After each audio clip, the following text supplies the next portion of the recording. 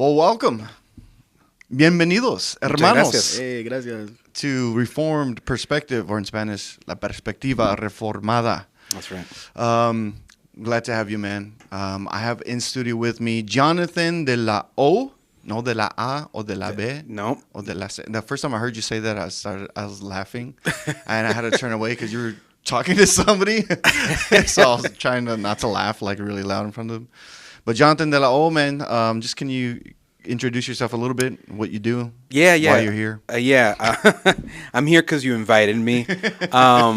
I currently work at the Inland Empire Baptist Association as Associate Director of Missions. Yeah. Part of my role is just to oversee, support, help churches of all ethnicities. You know, being bilingual does help me kind of cater to and help out Spanish-speaking churches. Part of that job is Advance program. And I also run a nonprofit called Mestizo Ministries. Mestizo? We're going to get into that because I'm always curious as to what you mean by mestizo. Yeah, that's fine. But cool, yeah, mestizo. And then we also have Ivan Morales. My goodness. Hey, what up? Ivan, man, you just joined the Gateway team Español. for Español. La maestría en Español, man. Good to have you, bro. Yeah, man, excited to thank you for inviting me alongside with my good friend over here. Yeah. So you're currently a student. Yep. And what are you earning your master's degree in? Theological studies with the emphasis on theology. And your intention is PhD, right? Yeah. Why do you want to do that to yourself? I want to do it to myself so that I can say that I'm better than both of you guys.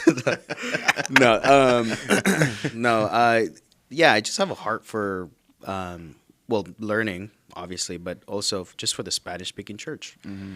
I want to be able to kind of, everything that I'm learning to relate to the Spanish speakers. I feel like there's a little bit of a gap in our academic life. Yeah. Yeah. No, I get them. A veces voy a hablar en español, nada más para mis hermanos y hermanas que hablan español. We can maybe say a few things in Spanish, but for the most part, my Spanish, I'm still working on it. No, it's been improving. It's been improving a lot, yes, bro. Yes, it has been You tremendously. remember from the very beginning when I first started, but yeah. So, Jonathan, man, I appreciate you coming on. Yeah. You work for Advance for Gateway Seminary. What does Advance do here at Gateway Seminary through the Inland Empire Association? Yeah, it's the best way that's been described to me. It's like a pseudo bachelor or training for lay leaders, deacons, members, even pastors. And there is currently, Ivan probably will know the numbers better than I do, but I think there's currently 40 centers, about 1,000 students. And our association leads one of the centers in an Empire Baptist Association center, and so here at the seminary, and we have currently, I think, about 100 students who are attending one of our 8 courses this semester. You're offering 8 courses this semester? We're offering for this center. For this center, Yeah. Okay. yeah. I didn't know it was 8 courses. Yeah, so right I'm now... I'm teaching one of mine, I didn't know what. No, well, here, you're teaching one, Yeah. and on that same day, on site, there's 4 classes going on. Oh, yeah. Mm-hmm. And there's 2 online going on the same day, and there's 2 going on Mondays. Oh, that's great, man. I had no idea. Yeah. Either, actually. That's fantastic. Yeah, it's pretty cool. I'm trying to get Ivan to start teaching. I mentioned it to him. Yeah. You know, we're slim picking, so that's why I mentioned it to him. See, this is why I want to get my PhD, so that I can... So you won't be slim picking anymore? It's like, You'll be the so cream of the crop? they're going to be crawling Ivan, back let's to go. me. You know the bench players? You gotta, with the parents, you're like, hey, what about my kid? And so, Like, all right. It's a participation trophy for you. Ivan can come in. No, Ivan's very smart, knowledgeable. Oh, heck yeah. Good, humble heart, and so I would love him to do advanced in Spanish or advanced in English that we were talking about a little bit too. Yeah, and we're thinking about doing a advanced more academically inclined right. track for our Spanish students because one of the things I think what happens in the Hispanic community is that they're not as trained as the average American student is with especially computer and researching skills. Yeah. Right. I mean, I doubt that most high schoolers are able to do fundamental research skills either. But the academic track that we're trying to develop is, I think, going Correct. to be super helpful for us. So. Yeah. Correct. That's great, man. And you also say you run a ministry called what? It's a nonprofit called Mestizo Ministries. What is that? What's Mestizo? So you want to know the name or the what the nonprofit? Well, I've heard of like Mestizo tattoos. Mestizo, So, yeah, Just trying to guess Mestizo that's what it is. culture. Our nonprofit strictly emphasizes on tattoos. No le dije Yeah, a la that's why gente I got- tatuajes, Yeah, this is Nuestra gente, That's why I have ¿no? short sleeve and Javi has long sleeve. Nuestra gente no le gustan los tatuajes. No, muchos. no. Yeah, so Mestizo, it comes from a long time ago, right? We all know the song 1492, Columbus sailed the ocean blue. I had no idea where he was going with this. I was like, okay, I remember that now. Yeah, you remember that. Yeah. We learned this He's in like, advance. We all know the song. We're like, we do? We do? You know, the hip-hop song, 1492. Tupac singer, right? Yeah, Tupac, definitely. Yeah, he's the original. So when Spain sent over all these folks to explore the Americas, it was Spanish colonists that came over and they mixed with indigenous people. Yeah. Not in the best or healthiest way, and so but what bred from there is what you guys see now today, the Latino population. So us as a culture, as a race or ethnicity, however you want to call it, like we only exist a little bit over 500 years, and so they would call these half breeds mestizo, and usually was the degrading term. It was a degrading term for a very long time, until just recently, maybe in the last few decades, like people have tried to use it to like kind of reclaim and make that name like a beautiful thing, because God allowed this to happen for us to come in existence, and we want to lean into that. That's right. Yeah. Well, so that's part of your history too, Ivan, right? Is that you were born in Mexico, you came into the U.S., and so trying to learn like two cultures, essentially. Yeah. In fact, I think every second generation or third generation Hispanic American is a mestizo, and maybe not necessarily biologically, but maybe by culture. You're right. And I think that's what mestizo means, right? The blending of two cultures. Maybe that originally intended for Spain and indigenous people, but now they call them Chicanos. Yeah. Hispanic American culture. Maybe you could share a little bit about like your experience, like coming from Mexico to America, and what it was like. Yeah, no, that was. I'm gonna start crying. No. Yeah, I mean, I came. Puedes llorar, man. Sí se puede. I came to the States when I was 10, so pretty young. And yeah, I mean, talk about a cultural difference. In Mexico, you're living with your aunts, your uncles, your tias, your abuelos in one house. Yeah. And then you come to the States and everybody's like completely separated. So immediately, there's a big culture shock on how individualistic America is. And I think that bleeds a lot into our faith. It leads a lot into our relationships, how we talk about each other, how we care for each other, all these things, right? Yeah. So going from a warm culture that just embraces everybody, that just accepts, if you show up twice to the house, you're part of the family, But here in the States, you show up to the house twice, you still got to earn your place in the family. You can be married into the family. Yeah, you still got to earn your place into the family. Yeah, exactly. So it was different in that sense. So I've been able to obviously now being 29 years old, I understand the American culture. I'm biased and I love the Mexican culture, the Latino culture. But yeah, it's been, talk about a mezcla, a mixture of things, right? Trying to balance these two parts of life, and then trying to figure out ministry with those two parts of life is really interesting. Well, it seems to me like I think we've all had a kind of like a similar upbringing in the church. Did you grow up a Christian? I grew up Roman Catholic. Okay. And then I came to faith. Well, my mom started going to a Christian church when I was like 9 or 10. Okay. So, but it was a very Pentecostal, very, charismatic church. I think Yeah. we all have The same the same kinds of stories. Yeah. I mean, there's nothing wrong with. I mean, Nothing at all. love my brothers Yeah. and sisters in the Pentecostal charismatic movements. Absolutely. But I think all of us. I think me and you have even talked about like growing up in the church, especially the Hispanic church, and my dad being a pastor himself, being in the Hispanic church, always felt like the shadow of the church. Yeah. Not just because we're darker in skin, but because it always felt like, well, there's the church, the English church, and then we have a ministry called the Spanish service. Yeah. It was never like we have one church that speaks English and Spanish. And so I've noticed that from you is that you kind of share your experiences too of like this blending of these two cultures. You're second generation, right? Yeah. Yeah. And recently we had a conference here not too long ago. Not the last one, not the Bible teaching conference. Right. But the one before that where you started talking about like these experiences that you had and helping first generation immigrants kind of see this difficulty that we have for second gen, maybe even third generation Hispanic Americans. Right.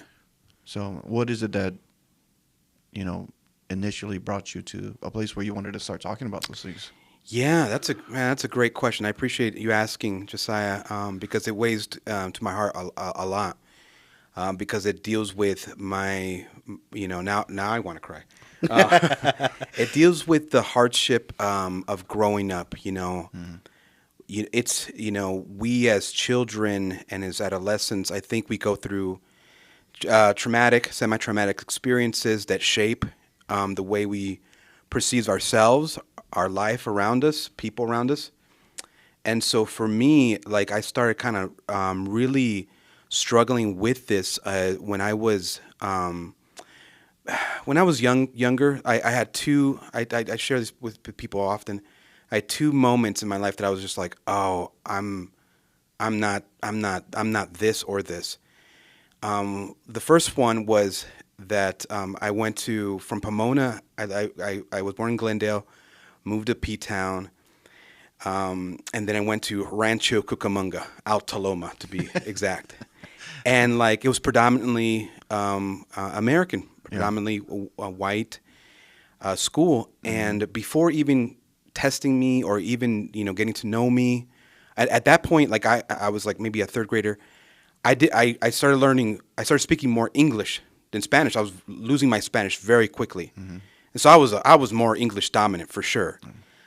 But they took one look at me and they put me in the ESL class, just because my last name was De Leon, just because I looked, looked how I look. Fast forward a couple years, I was talking to the pastor's wife of a church that I was growing up in, and I was talking to her in English, and she understands English a little bit, and she was like, "Háblame en español. Tú eres Latino. Háblame en español." And in my mind, I didn't say it. I was like, well, speak to me in English. You're in America. Speak to me in English. And then I was just like, oh man, that's when I realized I was like, oh, I'm not either group. And so that's kind of when it started, and I just kind of unraveled a little bit about what my identity was as a Latino, but then kind of like what Ivan just brought up, a Latino who's a follower of Jesus Christ. Yeah. Did you have kind of like because you grew up speaking probably entirely Spanish. What was that like for you coming to the States where people like talk to me in English? Oh man, talk to me in Spanish. Yeah. Yeah, no, it was a tough journey for sure. Yeah, I mean, obviously not a lick of English. I think I knew how to say hello, and with a really heavy accent. So, hello. Didn't even say the H back then. But yeah, and so coming to the States, it was a lot of like, you gotta adapt to us. You gotta like form to us. You gotta like follow us. This is like, you're here now. I was put in ESL as well. Like right off the bat, they put me in there. I did learn a lot.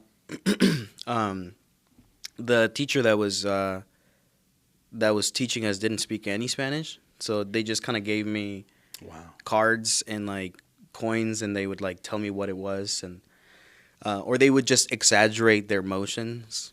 Like they'll be like, "Oh, what time is it?" You know, and like point at the clock, and I'm like, "You could just say it, dude." Like it's not exaggerated. Like I'm. Did you respond like it's 11? 11? Yeah. So it was. Yeah, I feel like and then I had some great teachers. Right. I had this white lady that spoke perfect. Why'd you say so quiet? I know, yeah, just to make sure that we're look around. this is a safe space. White. Yeah, dude. But She was white. She was white. Okay. And What was she? she was white. And I think she studied a couple years in Mexico. And then she was teaching English to Spanish speakers. Sweetest lady in the world. So that definitely made a huge difference. That's Yeah. good. So from not having the best experience learning to like, there's people that really care about you, like, thriving in this country with language, with whatever else. Yeah. It's funny because growing up, I think my first language was Spanish. Right. But I don't remember it being my first language. And so growing up, always getting roasted for not knowing Spanish. Right. Just always getting Right. roasted. Mm-hmm. Like, ¿qué son los pestañas? And I'm like, these? Like, whatever, guessing. And then laughing at me for not knowing what it is. And then when trying to speak Spanish, just getting roasted for not being able to speak. So I just, like, gave up on Spanish. I was like, why would I want to learn Spanish if, on one hand, I'm trying, and then I get roasted by the people that are trying to tell me to speak Spanish. And then so I was like, okay, so then I grew up with a thicker Chicano accent because you grew up in I grew up in Fontana. Right. So heavily Hispanic culture with cholos everywhere. And that Chicano accent is there, And so you have this thick accent, Chicano-American accent, Hispanic accent, but you don't know Spanish. Or you know Spanglish, street Spanglish, which is like horrible Spanish. Right. And then you get roasted whenever you try to speak Spanish. And so I was just like, I'm giving up on Spanish. Right. And I'm going to clean up my accent. So, because I hear both of you, I'm like, you guys have very good American accents. Yeah. Like, I'm surprised with you, bro. I'm surprised with you. Okay, Yeah. okay, hold on a second. I mean, I am, bro. I am. No, for real. No, I know. I But appreciate that. I'm very surprised. He's like, am I coming out of you?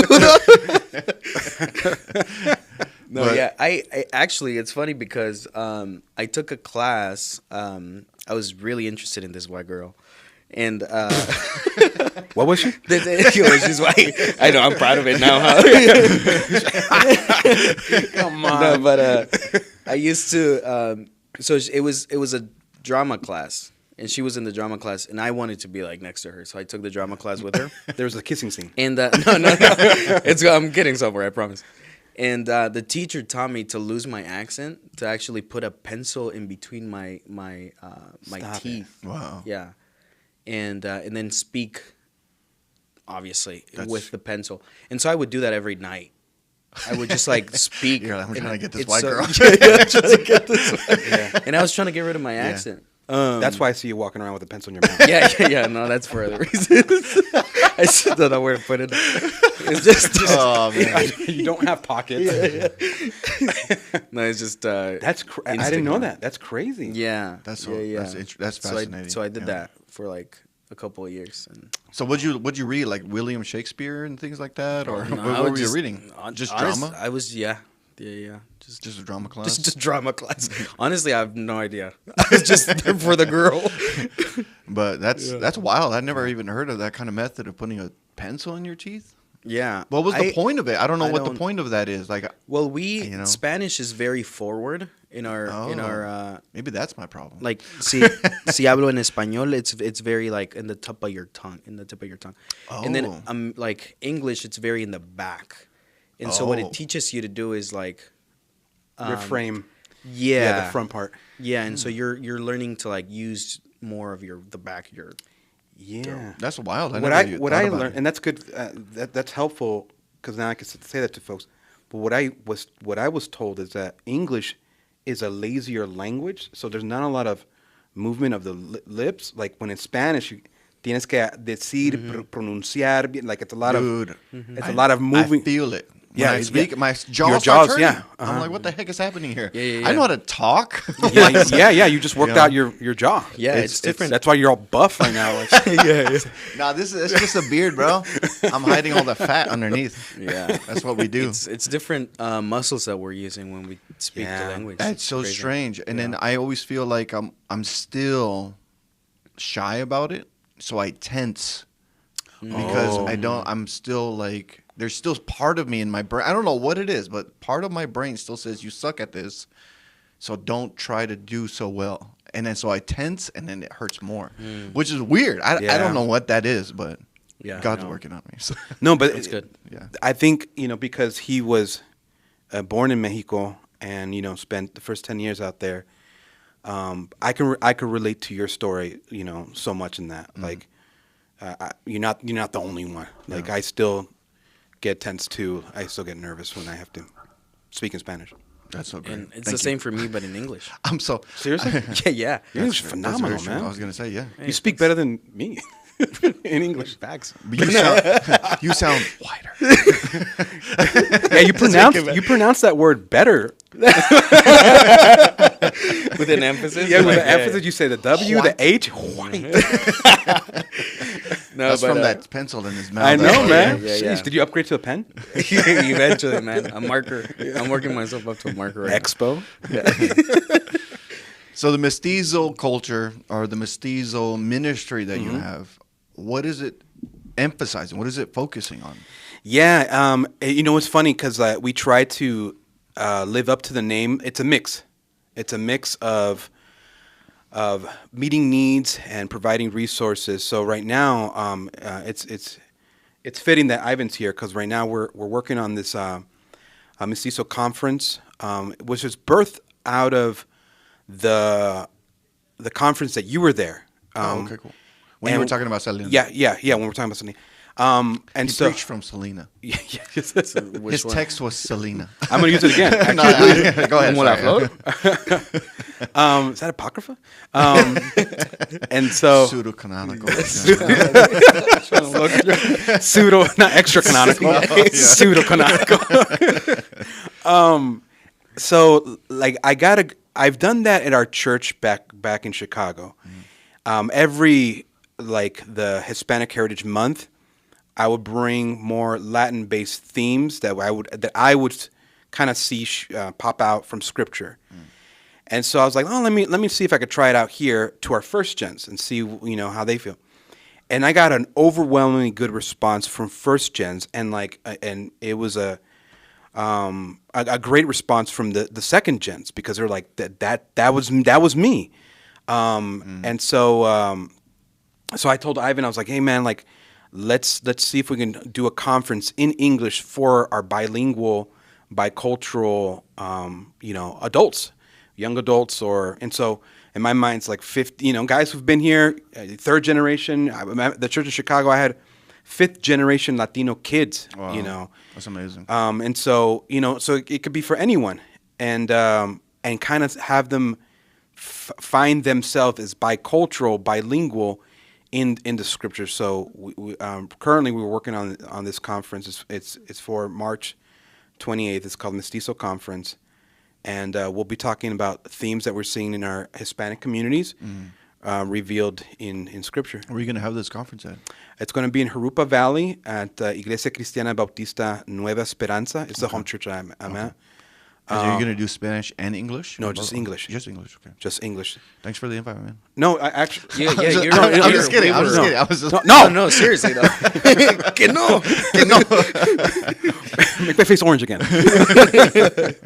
No, yeah. We wanted you there. We want you and other folks who are.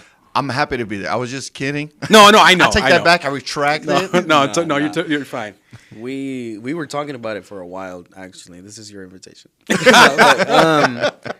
Well, now you put us in a corner. Yeah. This is your you're invitation, coming. man. Yeah. Come on, man. Of course you're coming. Well, I didn't want to go to begin with. Nah, it would be a joy. It'll be fun, man. That's But super exciting. Okay. I'll be opening up with an identity one similar to the one I gave that day. We have this girl from from Fuller Seminary. Her name is Rosalind Hernandez. She'll be talking about generational That's great. trauma, how trauma passed down through Latino generation, and then D.A. Horton's going to finish us up. Great. That's fantastic.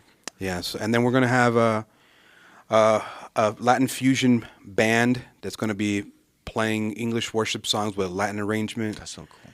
We're going to have, portos. We're going to have like more Latino-based themes. Talks. We're going to have a panel. We're going to have Carola as one of our panelists. That's great. Yeah. Yeah. Are you going to make churros? Yeah. I think so. Yeah, that's what I was gonna say. If I'm not too busy doing other stuff, I think so. But it's gonna be great, man. I'm excited for it. As soon as he pitched it, I was like, man, I'm all for it. Yeah, that's so cool, man. Sounds great. I haven't made a great connection with CBU. Do you want to tell them a little bit about? Yeah. So we were going to have CBU Latino Union be a part of it. So they're gonna be like inviting, hopefully, like just so many people. Yeah. And it got to the point where we're able to, show the flyers and the big display that they have at CBU. And that's kind of our goal, is to like aim towards more younger Latinos that, are experiencing different things in this time that's like really strange and confusing for them. Yeah, especially with the strengthening of ICE from our current administration, regardless of wherever you stand on the political side. 100%. It's affecting our community, Yep. especially our first-generation community. And families are being separated. And wherever, again, you can say they're here illegally, you can say all kinds of things, but the fact is that it's affecting people within our community. Right. So, that's an amazing opportunity. How can people register for it yet, or how's it happening? Yeah. Yeah, we have an Eventbrite. So if you look up, Mestizo Ministries, or if you look up Latino Voices of Today, they can find us there. That's what. Yeah. Mestizo Conference or Mestizo Ministries? I forgot. Mestizo Ministries. My apologies. Yeah. Ministries or conference? Ministries. Okay, Ministries. Yeah. One of the things that the president of the Latino Union said in the phone call that Ivan and I were, he was like, being at school, because it's a big school, CBU, and I'm sure this happens not because it's CBU, but I'm sure this happens in other. He says, he's a Latino. He says, I hid, I would hide, and we didn't get into too much detail about that, but just the fact like hide from his ethnicity, or like hide because he was like, man, I'm just too different out here, because we're talking about second gen kids who grew up in Spanish speaking churches, and all of a sudden you're thrown into like your faith community experience has been only Latinos. Yep. And then all of a sudden you're here, and quite honestly, we can attest to this, they're more academic. And so you're just like, so now you feel like you're starting later. Yep. And then when he said that, I was like, don't hide. Like, I'm not upset with him. Yeah. But it's all yelling at him. Muy mal, mijo, muy mal. Escúchame bien. No te escondes.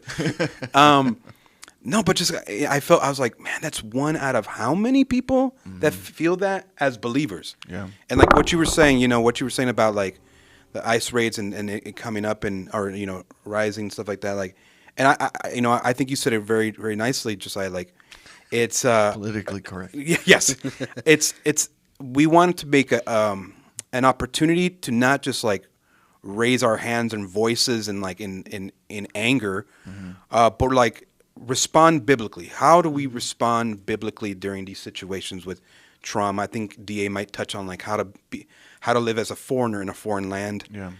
Just kind of like how to biblically respond correctly. How many people can sign up for this conference? We have up to 300. How many do you have so far? I think 3. So there's no more space. No, I think 3 people total. Okay. Oh, okay. Yeah. 1, 2, 3. Right? Yeah, including you now. No. No. We have more. We have 5. No, we just finalized our 3rd speaker, and so like it was kind of hard to do a lot of the promotional side part of it. Oh, so I'm getting like breaking news. Yeah, essentially. Oh, sweet. Okay. Yeah, because we're just gonna shoot this out this week. Yep. We're trying sweet. to. This is perfect timing then, because we can shoot out the video with all the links and everything. This is great, dude. Yeah. That's cool. Yeah, no, that'd be great. That would be helpful. I appreciate that. Yeah, that'd be good. Cool, man. Well, that's exciting. I'm really glad that that's happening. One thing that I think we've constantly talked about is like the need for educating our people. And we're all now engaged not only in higher education ourselves or getting our advanced degrees, et cetera, but we're also working in departments or we're working in specific areas of higher education with Gateway Seminary to continue helping our own community gain experience and education and skills and equipping for their ministries. Maybe you guys can share just your own experiences or maybe your own perspectives on why this is necessary. Ivan, if you want to start with. Jonathan's talked too much. Yeah. So you have a time to like think about it, you know. Yeah, think about it. No, I think the thought started coming about when I realized that I was the only Latino kid that was still in church. Like, none of the kids that I grew up with are Christians. Like, they left the faith. They, they did their own thing. And, pray for them that they would come to the Lord. But That's right.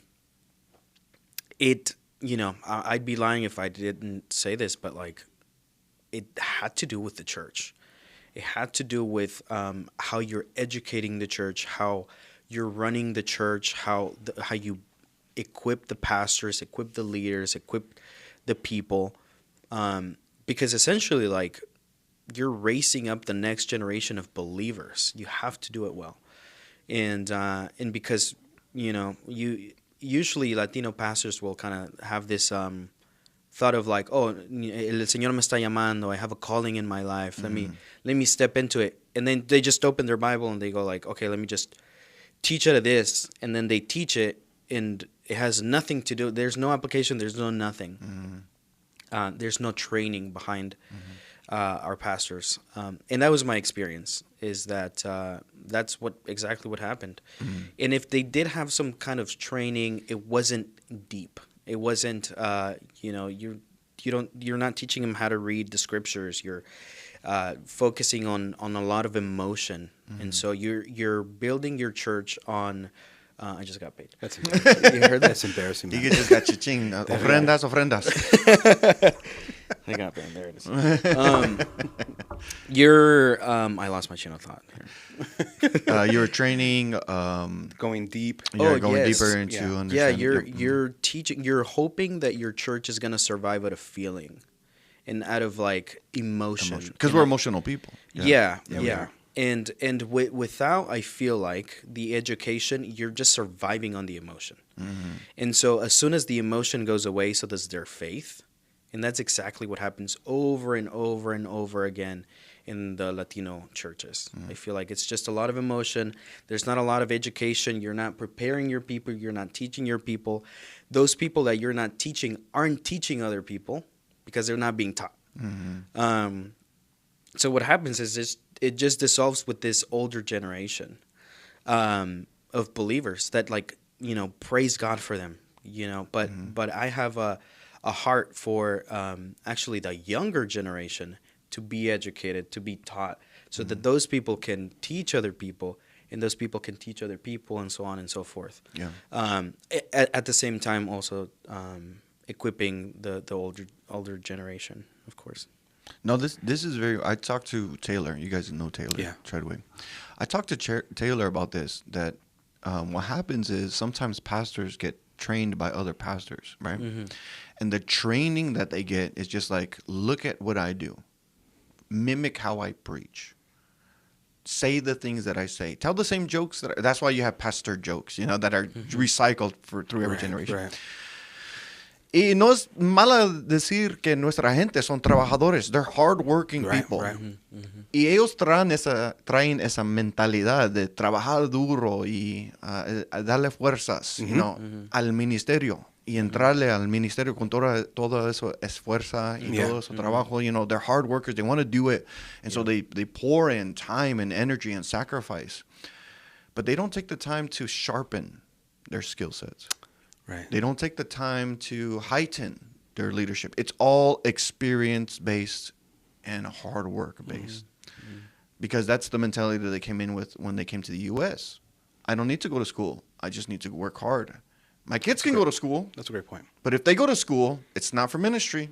This is work hard. It's so that they can get a better job than me. You know, so the idea of working hard, like I'm still instilled with my dad's. He's been working since he was 12 years old, you know, in Mexico. They were poor. So when he came to the U.S., he had that mentality of working hard, and he worked hard his entire life. So when I told him, cuando yo le dije que quería entrar al seminario a recibir mi educación, he's like, no disrespect to my dad, love my dad. He said, why? You have the Holy Spirit. If you're called to the ministry, you don't need that. And part of me said, that's really profound. And part of me said, I don't think that's right. You know, so I was like in these two sentiments of like, where do I find myself in the middle of this? I don't know. Jonathan, what do you think, bro? Yeah, well, I just want to commend what Ivan said. Well, both of you guys said it was very deep and insightful. And it adds to what already, you know, I have had in mind too. Like that perspective adds, and that's why I appreciate conversations with both of you, because it adds to, it's a building block, right?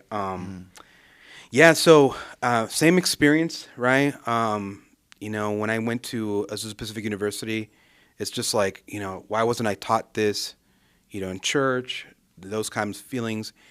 And fast forward, you know, when coming to Advance, prior to coming to Advance and being in Chicago, I was looking around. I was going to these meetings with, leaders of the city, of the state, and I was only Latino. And I was just like, you know, like, where are the Latinos at? And like, they gave me a seat at the table.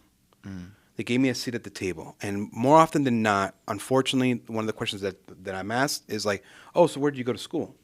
And I told them, you know, APU, and then I went to Wheaton College for a master's, and cool. Like, it was like a ding for them. Like, oh, you passed. Because both good colleges. Yes. If we want to be honest, Azusa Pacific, great college. Wheaton College, a well-known it was fun. seminary. Yeah. It was good. Thank God they gave me the opportunity. Yes. But I'm like, okay, I need some of these guys to level up a little bit in their academics. You know, no knock to them. They have passionate hearts. But I'm like, I wanted to do some kind of training, some educational training, already, like for mostly for the second gen pastors that I had around, because I felt more comfortable with them. And I looked into it, and nothing came out. But when I moved out here, they handed me the advanced program, and to direct the center. And I was like, this is exactly what I was talking about. But it was mostly it was with first gens, and which was fine. You know, let's educate them. So that's been kind of neat to kind of help you know, in that process of them growing. And from that, I just met with somebody this morning that is an advanced student that he just got called and installed as a pastor 4 months ago. That's crazy. Like he's pastoring, and now he's going to advanced classes, getting those trainings.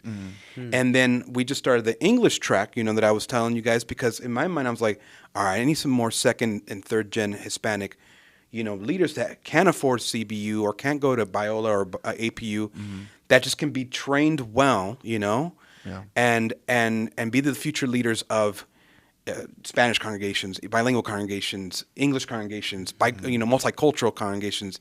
I feel like the second or third gen Hispanic leaders can be a huge potential, a huge, you know, blessing in the future of like leadership of church.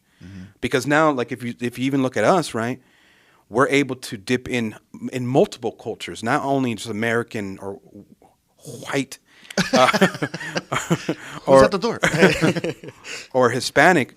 But like, I think, you know, nos podemos meter con otras culturas asiáticas. We have similar values about respect, about hard working, about what's it called, family. You know, the African American community. We lived. You know, we intermingle with many of them while we're growing up. And so, just excited to see how God is using things like this to grow His kingdom. Yeah, amen. Yeah, I actually met a couple of brothers not so long ago from the Asian community, second generation, and they're starting to do similar things like Asian next generation conferences and things like this. Good. And I actually told them, I was like, I hope one day we can do the same. And the fact that you guys are doing it, I'm just like, okay, Lord, well, you're going to do it no matter what. Because I had no idea where to start for this. So I'm hoping that this is like just the beginning of what could potentially become something much more significant. Because there's something about Hispanics is that family is important. And so we have babies. We are now the second largest demographic in the U.S. Mm-hmm. It used to be like we were right below the African American community, but recently we've become the second largest. And we are the fastest growing demographic in the U.S., which means that within the next 20 or 30 years, we can be a significant majority of the U.S., which means we can change politics. We can change communities. We can change church culture. Right. We can change all kinds of things. That means our children will grow up in a different kind of U.S. than we grew up in. And that is both exciting and scary at the same time, because the things that are influencing second and third generation are not Christian. Right. They're post-Christian. Right. It's post-Christian politics. It's secularism. It's atheism. And I pray that the church is equipped with young men who can pastor, and young women who can come alongside the church and help lead these kinds of, of church essentials that we need in the church. I think it's going to No, I was done. I was like, stop. That's enough. Yeah. Sorry, but stop. Wrap it up. Wrap it up. It's going to become such a necessity, if it isn't already, to be able to have conversations with other Latinos that are being educated. And that's why it's so important, because they're already getting educated. Like the younger generation is already getting educated. The things that they're learning, as you said, are like, they're being taught so many crazy different things and different ideologies, that it's our responsibility to be educated so that we can stay in the conversation and to shed some light. Because if we don't, we're going to stay behind. And you're 100% right. Like, the culture is starting to shift, as you can see, that there's so many things that are moving. We have to be the ones to, like, no, this is how we think about things. And that's why Mestizo Ministries is so important, and the conference is so important, because it allows young Latinos to think about these things biblically. Like, the ICE rates are going to continue to happen. The Latino community is feeling a little bit of pressure, and we have to kind of guide them through how to think through it biblically, how to speak on these issues biblically, how to not get in a fight about things, how to maintain their composure, all those things. Like, it's the responsibility of us as Christians, and that comes, in my opinion, through education. Like, we have to educate them so that we can stay in the conversation. Yeah. There was one thing interesting that happened at the Southern Baptist Convention. So the Southern Baptist Convention has not always been like well known for having a strong Hispanic community. I'm not sure what that is, but that's changing. We're starting to plant more churches. We're having a lot more presence in the Southern Baptist community. Right. But the leadership, and I appreciate this about the leadership, both Jeff Orch, who's the president of the executive community, and then the president, I forget his name, the actual president of the SBC, they both came in and spoke to the. That's right. You remember that? Yeah. Okay, you were there, huh? Yeah, I was. Oh wait, we had lunch after, huh, or something like that. Yeah, I was sitting next to you. You were there, dude. I forgot you were sitting next to me. Like, that's I right. drove, dude. Yeah, you were. I picked you up from like your literally house, two people next to me. Yeah, man, I was right there. He's always being left behind, man. Yeah, I forgot. That's right. All right. Anyways. That's so funny. Anyways, my value. Yeah, man. Ni de aquí ni de allá, for real. I value your presence. I value your presence, bro, a lot. It's so funny. I went back to that child out of place. Didn't know where I belong. Didn't know where I belong. But speaking to what you were saying, he did. Dr. Orge came up. He dabbed you, by the way. Like, I saw that. Yeah. Yeah, because he's the homie. He's cool like that. He's cool like that. Yeah, because he was the president here at Gateway. Yeah, right. And so that was cool because he took the time. Yeah, he took and then he also said, we need you to be part of leadership. Yeah. Like pointing us out and saying, like, we need more of you to. But you can't just expect it to happen. All of these men in these positions, they all have advanced degrees. All of them. They all have doctoral degrees. So although he said, and I appreciate, we need more of you, we also need to take it upon ourselves to make sure that we qualify for those kinds of positions. Now, I don't want it, but we as a community, we need to start taking more of these leadership roles. But it takes the time and the process to be able to get there. You know, we've talked about this, you and I. Yeah. You know, about this growing need of continuing to move forward, of pressing forward, and if the Lord allows opportunities for us to continue stepping into these kinds of roles, that we should not be shy and actually take these as an opportunity to kind of help establish a pathway or the way for our people, especially in the Southern Baptist Convention. Yeah. So I don't know, man. I think I don't know how to, or maybe you guys have ideas on how to, you know, help our people understand the need for this. Yeah. To your point, Isaiah, Josiah. I just faced that. Okay, that's it. You can leave now. Different character. I forgot you were there. You forget my name. It's all good. Dang, I really am the best out of this trio, huh? Yeah, Isaac and I are gonna. Isaac. No, I'm just messing. One of the things that you know, I'm going to answer your question too, that comes to mind. And I don't mean to use this illustration like in a negative way at all, but it's the best one that can resound and relate to our people group. I think currently right now there, especially by the San Diego Tijuana border, there are 3 walls that one needs to climb and get over. I'm not saying figurative. No, 3 walls. Oh, literally walls. Oh, literal walls. I thought you were talking. No, like as a perspective. There's 3 walls. There's 3. The cultural wall, the mental wall, spiritual wall. Oh, okay, here we go. Like 3 literal walls that you have to climb of different sizes, and they have.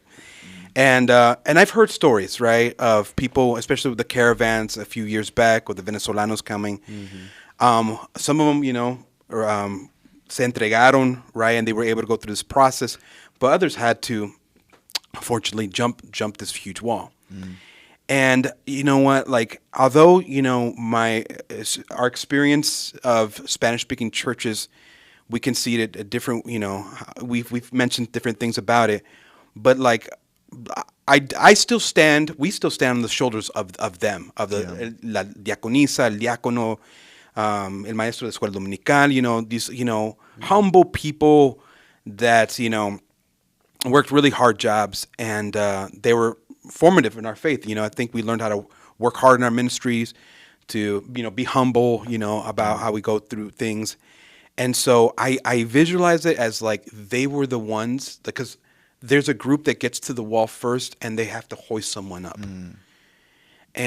And so they were able to hoist me up. They were able to, in some way, shape, or form, send me to APU and then get to Wheaton and be become a pastor and even be in this position. I would be remiss to not mention them. Yeah, of course. So once I'm up in that wall, it's in charge. It's the duty of the one who's there up first, who could be strong, who's a little strong, who's up there first, is the one now pulling people up to follow behind them. And so I see myself, figuratively speaking, using that illustration, like, okay, I'm on this wall, you know, like, and like, am I willing to just keep going, you know, just forget it, or can I bring some people up to this place because they brought me up? So in a sense, I feel like with higher education, with academics, with training, you know, like, or how can I be part, and not just me, but how can we be part of elevating the people group, so that, you know, we can achieve what what God has called us to do. You know, one of the things that you said, Ivan, earlier about being bilingual or bicultural, is like, I keep hearing that in the mouths of first gens as like, this is going to help you succeed in the States to be successful. And like they always think of a job concept, like this is going to help you in jobs. But being bicultural, bilingual in a ministry led by the Holy Spirit, come on, there's no limits. Yeah, that's good. There's no limits. That's true. Yeah, amen. Amen. Yeah. Yeah, I think me and I'm assuming you too. I think we all kind of feel that, especially I don't know if it's second and third generation. I kind of feel that, but mostly I've experienced that from second generation. That's a great point. You know, that they have a sense of duty and responsibility to kind of help their people, to bring them along too. Mm-hmm.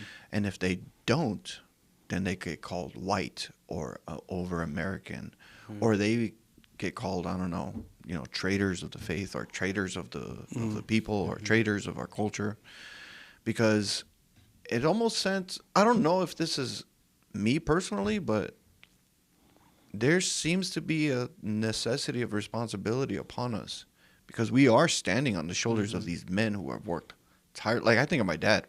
He came 100%. To the U.S. when he was 18, 19 years old, worked for a couple of years, married my mom, had 5 kids, and has just worked his entire life. Right. Got called into the ministry probably around 25, 26 years old, and has just been pastoring and working bivocationally the entire time. That's so good. You know? Yeah. It's because of men like him who worked and did ministry and church planted in our backyard and didn't have any resources and is still pastoring the same church after all these years and had a family of 5 and raised children without any fatherly experience because he didn't have a dad growing. It's amazing the kinds of things, the kind of redemptive power Christ had upon my dad. And part of me is like, I can't let that go to waste. All that work. If I'm going to be part of this ministry, I need to do something more than just like getting ahead and becoming, I don't know how to say this delicately, being white. Can you add like a sound effect? You know, every time, like, dun, dun, dun, like every time we say 11. No, yeah. What time is it? Do you feel like that, Ivan? I don't know if you feel that way. It's maybe a little bit different. Do you feel white? Do I feel white? Okay. I'm gonna get a soundboard, bro. For real. Yeah. You know, oh, man, I don't. Okay. But I think it's because I'm first gen. And like I came alongside with my parents, you know, as they're building their life, I'm in the same space as they are.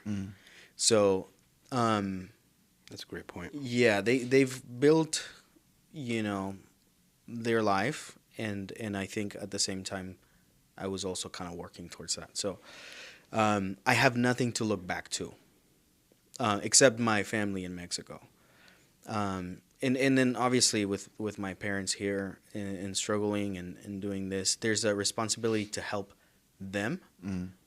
But you were mentioning more of like the responsibility to help the Latino community. But it doesn't translate in the same way, I think. I think the way that I look at it is like I want to be able to help them and then also help the education of the I don't know if that makes sense. You're like, no. Yeah, no, I mean I'm trying to understand it. I am. I honestly, because you're saying it's coming from a different culture, so yeah. I don't fully understand it, but I think I understand that you see it as you are the one helping people up from the wall because you came from across the wall. Yeah, I guess that's. I get it. Yeah, I guess that would be the better way to put it. So we're trying to pull you up. Yeah, kinda. Or I'm trying to like make sure that the people behind the wall can get up before I can. So it's not so much that I'm over yet, as much as I'm like in the same level. Yeah. And I'm like, okay, guys, let's do this together. That's crazy. Yeah. See, the wall illustration helps. It does, right? I don't want that's the best thing that come up. You know? Yeah. No, that's good. Yeah, because you're right. Like one point, because like I would consider you, my wife is the same way too. 1.5 because you like early years in outside the country, but then the formative years, or later years here. So you're still kind of like the in between. Mm-hmm. And no, I understand that too. Yeah. So it definitely does feel like let's do this together type of thing. Wow. Yeah. I've had to repent of this because I've not always had that mentality.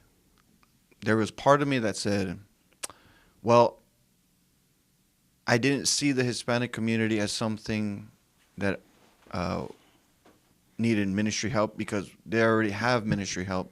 I want to be part of the other ministry. I don't want to be part of the shadow ministry anymore. I want to be part of the white ministry. And I had to repent of that mentality. I remember having that conversation with you, man. Like, I don't want to be just known as the Gateway Español guy. Yeah. I want to be known for Gateway theology. Like, I want to be known in the theological realm. And I started quickly realizing, like, that's a terrible mentality to have. Wow. To think that God has gifted me with these opportunities and to only say, but I will only minister to the kinds of people I want to minister to. That I had to really repent of that. So that's a confession. Yeah. I did. Yeah. I did my Hail Marys and everything. Yeah, our fathers. Dos Aves Marías, por favor. That's a good point, man. I don't know if it's a good point, but it's an honest point. It's a good point to say it. So yes, it's an honest point. Yeah, man, that's crazy. Yeah, going with what you were saying about, again, I think our experience is similar because we're both born here and our parents were first gen. Yeah. I was tearing up a little bit to hearing how your dad's story and like whole life, like that, just resonates with my, I'm sure with our parents. My dad was a mailman for many, many years. He worked at McDonald's, some odd end jobs at restaurants, and then landed a good job. And he was able to take his family from Glendale to Pomona to the mean streets of Rancho Cucamonga, and provided a decent life. I remember going to church with kids that had 4 or 5 siblings in one room, and I just shared one. My oldest brother had his own room, and I shared a room with my little brother. We had some space. But so growing up, I felt that even from people who were coming from Upland, Ontario, they will say, "Oh, you're from Rancho, though." So like now, like for us Fontuckians, we were like, "Dang, Rancho!" So I get that experience, and that's one thing that you both have mentioned, because you said my dad was bivocational pastor, and that's what we see in Spanish-speaking churches is pastors in that situation that makes it hard for them to get education. Yeah. And so, part of the reason why I like the advanced program is like, hey, it's one class at a time. Yeah. Let's take this slow. Let's take it easy because they're raising 5 kids. They're working a job or two. They're providing for their families. They're doing ministry. They don't have a staff like the angle. It's just just so different. And so, trying to find places to fit that in. Yeah, I feel that, man. I definitely feel it, and I pray that the Lord continue to use us. There's a lot of work to be done. I don't think he'll come back anytime soon. I could be wrong, but there's still a lot of work to do for the kingdom. Man, I appreciate you. Thank you, Ivan, for coming. Yeah, man. I appreciate you coming in, stepping in. I hope we can do this more, man. Thank you, Jonathan. Anytime. Yeah, I'm done too. Yeah. I can be here. Well, and later, next time I'll be like, last time we were talking, and I'll just forget about you. I was just there too. Just like you forgot about you. That's crazy. Yeah, man, I was there. Yeah. No se recuerda. It was like one of my core memories. That's crazy. Yeah, he didn't remember. Yeah, right. You wrote it in your diary that night. Yeah, I was like, I sat next to Josiah. Yeah. Today, I think we became best friends. If only that wasn't a lie, man. I love you, brother, I man. appreciate you and what you Appreciate do, you. brother. God is using you tremendously. Well, Tremendously. the Lord will use us all by the grace and mercy of the Spirit. And so I appreciate you guys. Thank you for coming on. Yeah. All right. God Good to bless. be here. We'll see you, man.